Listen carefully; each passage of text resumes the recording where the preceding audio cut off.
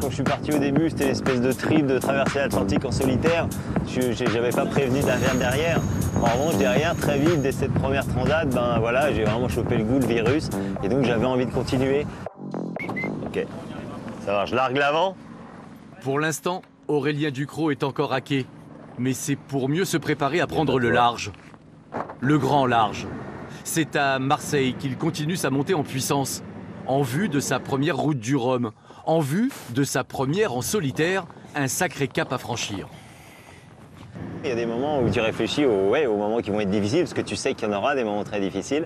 Mais voilà, tu penses aussi à cette chance de pouvoir participer à cette course légendaire, à cette chance de pouvoir être d'ici, d'être quelques jours après le départ dans les Alizés, pleine balle au portant, tout seul sur ton bateau au milieu de l'Atlantique. Donc voilà, donc il y a un peu de tout. Il y a forcément un peu d'appréhension sur certaines choses, mais surtout énormément d'excitation.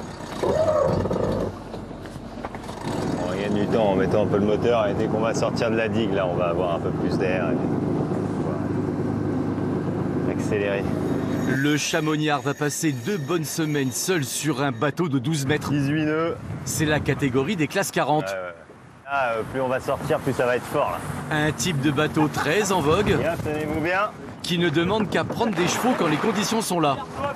Et devinez quoi? Bon, elles sont vraiment là. On appelle ça se faire cueillir, comme on dit.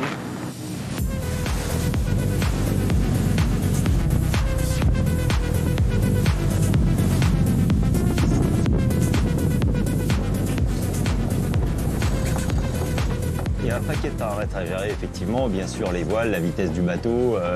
Oui, comme tu disais, on regarde l'électronique en permanence, on regarde les voiles, voir si on est bien réglé, voir si on est aux vitesses de performance qu'on veut en fait en permanence. Et puis, il y a aussi l'humain aussi. Il faut se regarder soi pendant une course. Il faut être sûr que nous, on est capable de tenir. Il faut être très très vigilant. Là, on l'a vu, on vient de prendre 35 nœuds hyper rapidement. On a dépassé l'île du Frioul et derrière, c'était cartouche.